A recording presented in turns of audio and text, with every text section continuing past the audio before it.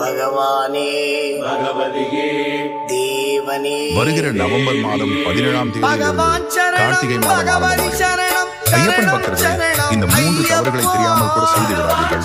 நீங்கள் ஐயப்பன் பக்தராக இருந்தால் இந்த பதிவை லைக் செய்யுங்கள். சரணம் ஐயப்பா என்று காமெண்ட் செய்து நம்ம சேனலை சப்ஸ்கிரைப் செய்து கொள்ளுங்கள்.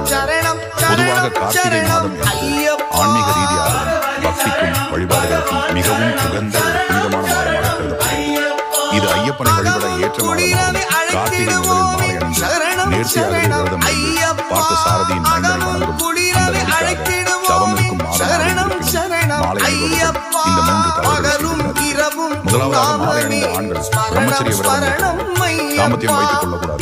இரண்டாவதாக எண்ணெய் தேய்த்து குளிக்கக்கூடாது. மூன்றாவதாக அடுத்தவர் சரணம் ஐயப்பா பகவதி சரணம் பகவான் சரணம் சரணம் சரணம் ஐயப்பா.